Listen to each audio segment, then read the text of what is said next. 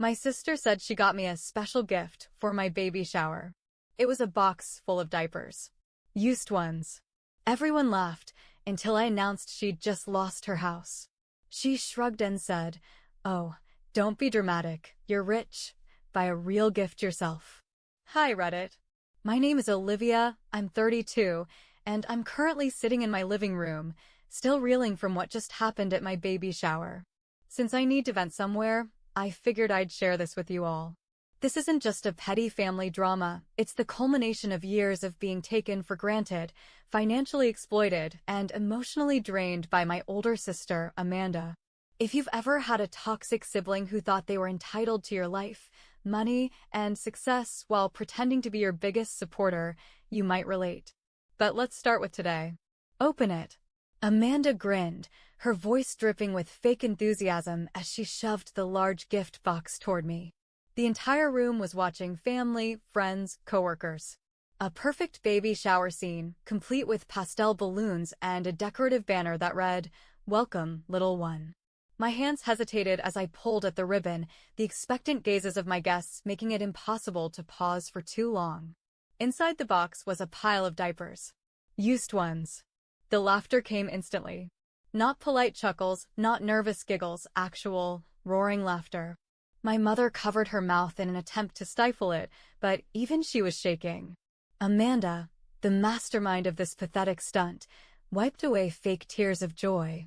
"Oh, come on, it's just a joke," she said, tossing her perfect blonde hair over her shoulder.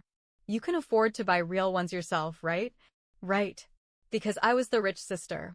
Because I had worked so hard while Amanda spent her life hopping from one financial disaster to another, expecting our parents, and me, to clean up after her. And this wasn't the first time she'd used me as a punching bag for her own failures. Flashback, Amanda, the two-faced sister. Growing up, Amanda was always the golden child. Not because she was particularly talented or smart, but because she knew how to manipulate people. When we were teenagers, she would pretend to be the perfect older sister in front of our parents, helping me with my hair, giving me advice about boys, playing the doting sibling. But behind closed doors, she was something else entirely. I remember the night before my college entrance exam. I had been studying for months, desperate to get a scholarship so I wouldn't have to rely on my parents for tuition. Amanda had just come home from a failed date, furious that her boyfriend of the week hadn't bought her an expensive necklace she wanted.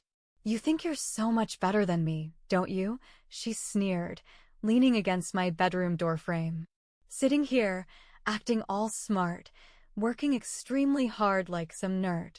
Newsflash, Olivia, money is about who you know, not how hard you work. She spent the next hour berating me, picking apart everything I did, mocking the way I studied, the way I dressed, even my dreams of financial independence. When I finally broke and yelled at her to leave me alone, she smirked. "Relax," she said, flipping her hair. "I'm just motivating you." When I got my scholarship and moved away, Amanda suddenly became supportive again. She bragged to everyone about how her little sister was so successful, how she had always believed in me. But the second she needed money, the insults came back. "Must be nice to be able to afford anything you want," she'd say, conveniently forgetting that she had blown through every dime she had ever been given. "Don't be so greedy, Liv. It's just a loan." "Ugh, you've changed. You used to be nice." And yet, I still helped her. I covered her rent once when she was between jobs. I paid off her credit card when she cried about being so stressed. I even co-signed a loan for her once, something I regretted almost immediately when she stopped making payments. And what did I get in return? A box of used diapers at my baby shower. Back to the present. My announcement. The laughter hadn't even fully died down when I decided it was time for my own announcement. I set the box down carefully, my fingers still slightly trembling, not with humiliation, but with something else entirely. "That's funny," I said, my voice light. Really funny. Almost as funny as the fact that Amanda just lost her house. The laughter stopped. Amanda blinked. "What? Oh, did I forget to mention that part?" I turned to the crowd. See, I bought the mortgage to her house 6 months ago. She was behind on payments, again. And instead of letting the bank foreclose, I thought I'd be generous. But after this little stunt, I tilted my head, enjoying the way her face drained of color. I don't feel very generous anymore. You're lying. Her voice cracked slightly. I pulled out my phone and, with a few taps, displayed the property record. Her name wasn't on it anymore. Just mine. Gasps. Whispers. My mother's eyes darted between us, realization sinking in. Amanda, I continued, slipping my phone back into my purse. I was going to surprise you by letting you stay, maybe even give you the deed as a gift, but since you think I should buy my own gifts. I let this sentence hang in the air. She let out a breathless, nervous laugh. Oh, don't be dramatic. You're rich. You can afford to do the right thing. The right thing? I repeated. You mean like humiliating your pregnant sister in front of all her friends and family? It was a joke, she snapped, but her voice was shaking now. I shot back. Silence. Pure, deafening silence. My father stood up, clearing his throat, as if he was about to lecture me on being the bigger person. I held up a hand. Don't, I warned. I have been the bigger person my whole life. I have covered for Amanda's debts. I have bailed her out when she wrecked her car. I have paid for her to go back to school twice, only for her to drop out. I have let her live rent-free in that house for years. And in return, she gives me this. I gestured to the disgusting box in front of me. No one spoke. Amanda's breathing had become erratic. You wouldn't actually kick me out? You're right, I said, tilting my head. I'll give you a week to find somewhere else. My mother stood up. Sweetheart, don't you think that's a bit harsh? I turned to her with a smile so saccharine it could rot teeth. Mom, you do have a guest room, don't you? She flinched. Well, yes, but... Oh, wonderful, I said, clapping my hands. Then Amanda has a place to stay. Amanda's eyes widened in horror. I am not living with Mom and Dad again. Well, Amanda, I said sweetly, you should have thought about that before you handed me a box full of used diapers. A pin could have dropped in that room and made a louder sound than the stunned silence that followed. My baby shower continued. The food was delicious. The gifts from my real friends were thoughtful and kind. Amanda left early, and for the first time in my life, I didn't feel the need to chase after her. Because she wasn't my responsibility anymore. It took less than 12 hours for the phone calls to start. I woke up the next morning to 22 missed calls and an inbox full of messages. Mom, Olivia, we need to talk. Amanda is devastated. You humiliated her in front of everyone. Was that really necessary? Dad, this has gone too far. Call me. Amanda, you so toxic, sister. I was joking. You actually want to make me homeless over a prank? Asterisk. Ah yes, the classic Amanda routine. Play the victim when things don't go her way. I ignored them all. James, my husband, sipped his coffee next to me, scrolling through his own phone. He smirked. Looks like the fallout has begun. He held up his screen. My cousin Sophie had posted on Facebook. Y'all, Amanda really gifted her pregnant sister used diapers and then cried when she got what she deserved. Actions have consequences. The comments were brutal. Amanda's been living off Olivia for years. She had this coming. Wait, she really thought this was funny? That's just cruel. She's lucky Olivia gave her a week to move out. I let out a satisfied sigh. Finally, people are seeing her for who she is. James chuckled, sliding his arm around my waist. So, what's the plan? I took a sip of my tea. I'm going to wait. Let them stew in their own mess for a bit. Then I'll deal with them. The family's attempt at manipulation. By noon, my mother showed up at my house unannounced. She barely waited for me to open the door before pushing inside. Olivia, we need to talk. I crossed my arms. You could have called. I did call, she huffed, sitting down on my couch. You ignored me. I leaned against the wall, unimpressed. And? Mom sighed dramatically, as if she were the victim here. Amanda made a mistake, but you're overreacting. Kicking her out over a harmless joke? That's cruel, Olivia. I raised an eyebrow. Harmless. She didn't mean anything by it. Mom insisted. She just has a strange sense of humor. She humiliated me in front of everyone. I snapped. You saw it. She was smirking the whole time. Mom waved a hand. She's your sister, Olivia.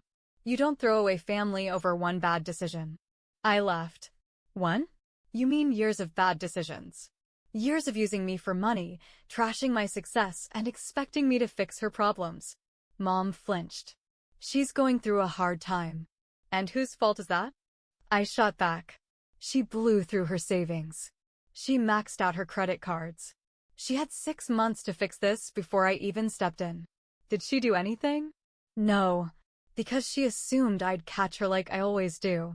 Mom pursed her lips, clearly struggling for a new angle. Sweetheart, I just don't want this to tear our family apart. Funny, I said, tilting my head. Because you didn't seem worried about that when Amanda was tearing me apart for years. She had no response to that. Instead, she sighed, pressing a hand to her temple like this whole thing was my fault. Okay, fine.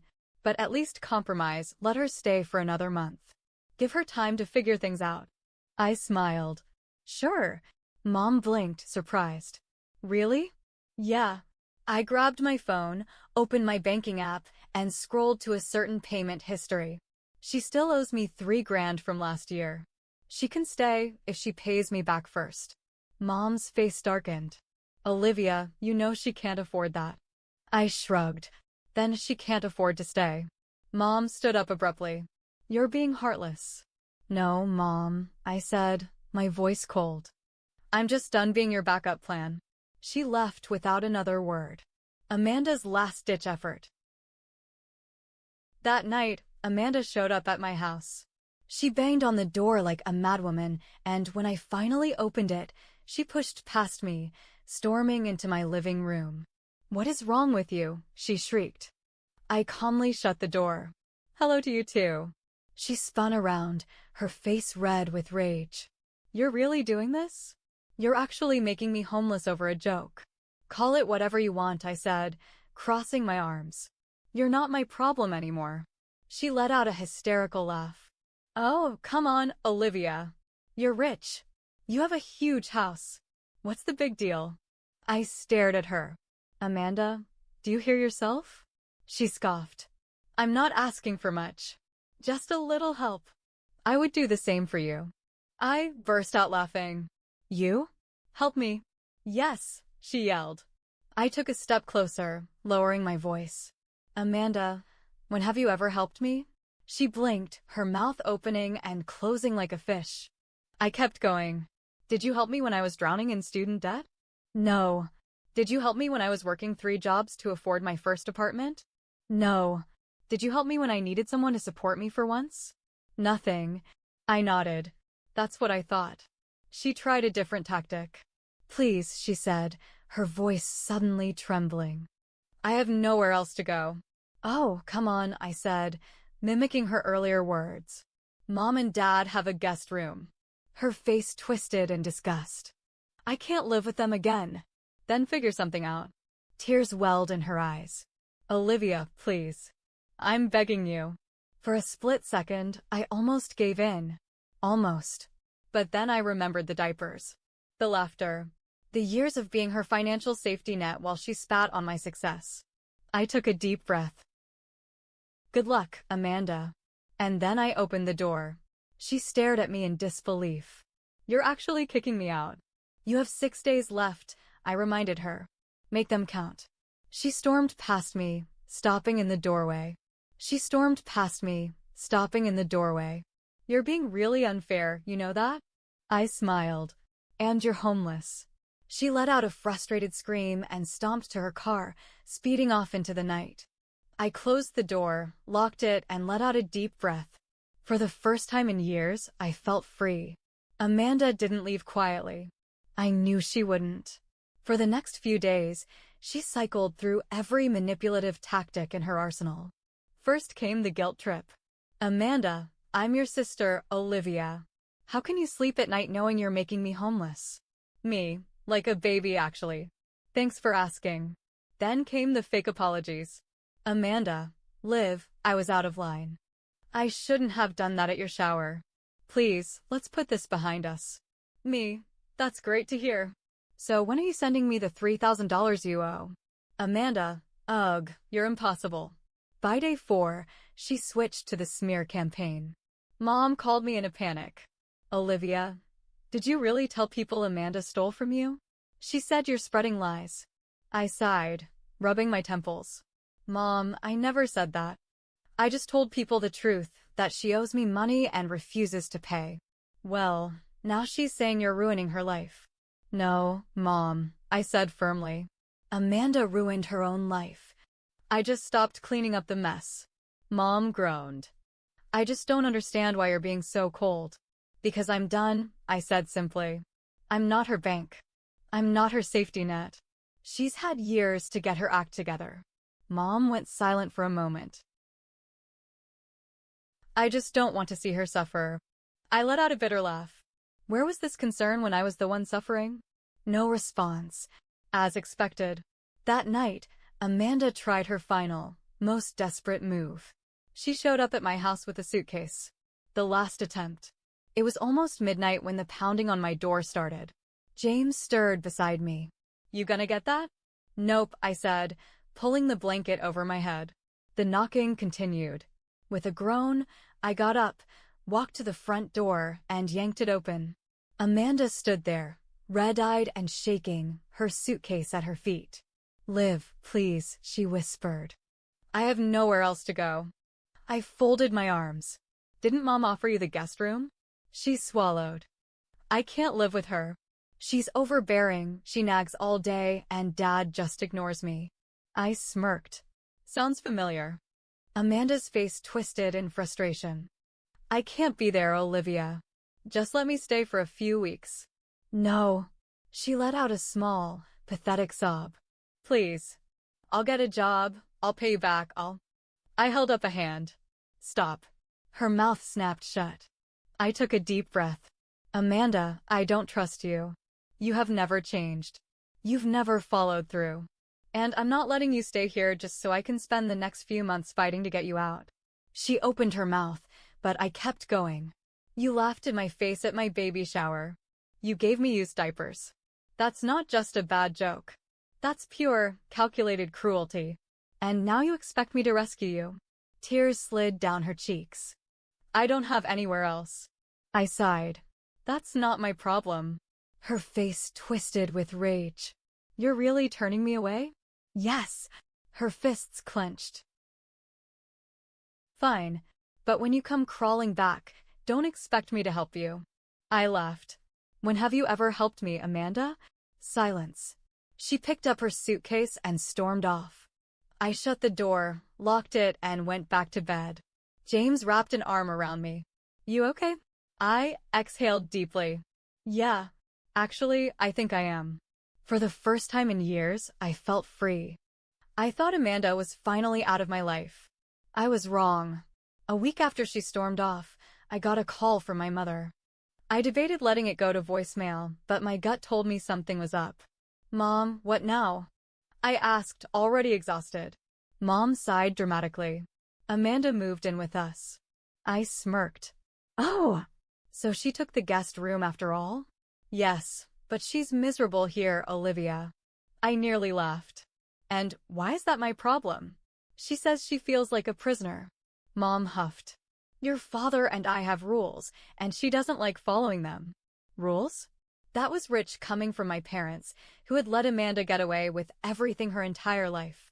Let me guess, I said. You told her she actually have to contribute to the household? Mom hesitated. We just asked her to help out a little. Maybe get a job.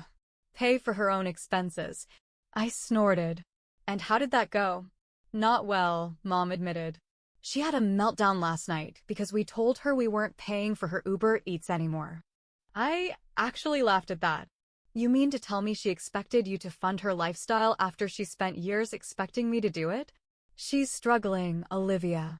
She's entitled, Mom. Silence. Anyway, Mom finally said, she wants to talk to you. Nope. Olivia, just hear her out. She had plenty of chances to talk, I said. I'm done. Mom sighed, but I ended the call before she could keep pushing. Amanda's desperation. A few days later, I got another text from Amanda. Amanda, can we talk? I ignored it. Then another. Amanda, please, Olivia. I just need a chance to explain. Ignored. Then came the final message. Amanda, fine. You want to play dirty? Game on. That caught my attention. The smear campaign. I didn't hear from Amanda directly after that, but I started noticing little things. Cousins who had been on my side suddenly started acting weird. Friends I hadn't spoken to in a while sent me awkward messages like, Hey, Olivia, is it true you left Amanda homeless just for fun? Wait, you bought her mortgage just to evict her? Wow, that's cold. Amanda was spinning a new narrative. One where she was the victim, and I was some heartless villain. I wasn't surprised. This was classic Amanda. If she couldn't get her way, she'd manipulate the people around her until she looked like the innocent one. But this time, I was ready. I started responding with facts. Amanda wasn't paying her mortgage. I bought the house to keep her from losing it, and she still did nothing to fix her situation. When I finally told her I wasn't supporting her anymore, she gave me used diapers at my baby shower and laughed about it. Ask yourself, would you still help her after that? One by one, people started realizing the truth. And Amanda? She lost the last bit of sympathy she had. The final blow. I didn't hear from her again until 2 weeks later. This time, Dad called. She's leaving, he said, sounding exhausted. She's moving out today. I blinked. She actually found a place? Dad scoffed. Not exactly. She's moving in with some random friend. No job, no money, no plan. I sighed. She'll never learn, will she? I doubt it, Dad admitted. Then, softer, I should have listened to you sooner. That was the closest thing to an apology I'd ever get. Yeah, I said. You should have. And with that, Amanda was finally out of my life. For good. Amanda was finally out of my life. For the first time in years, I wasn't waking up to desperate texts, guilt-tripping calls, or sudden emergencies that somehow required my money. It felt amazing. James and I focused on preparing for the baby. My friends, my real friends, helped me set up the nursery. Life was peaceful. And then, 3 months later, Amanda reappeared. The last attempt. I was rocking in my chair, reading baby books, when my phone buzzed. Amanda, hey sis. I miss you. How's the baby? I stared at my screen. After months of silence, she just popped up like nothing happened. I ignored her. An hour later, another text. Amanda, I've been thinking a lot. I know I messed up, and I want to make it up to you. Can we meet? I showed James. He raised an eyebrow. She wants something. Obviously, I sighed. Then came the final text. Amanda, so. I was wondering if I could stay with you for a bit. Just until I get back on my feet. I promise I'll be better this time. I laughed out loud. The audacity. My final response. I typed back. Me, Amanda, you burned that bridge. You didn't just use me for years, you humiliated me in front of my friends, made me the villain, and only now that you have no other options, you want to make it up to me? She read it instantly. 3 dots appeared, then disappeared. I sent one more message. Me, I'm not your safety net anymore. Find another one. Blocked. I exhaled, feeling lighter than ever. James smiled, kissing my forehead. Proud of you. Amanda? She disappeared again. And I had a beautiful, drama-free life waiting for me.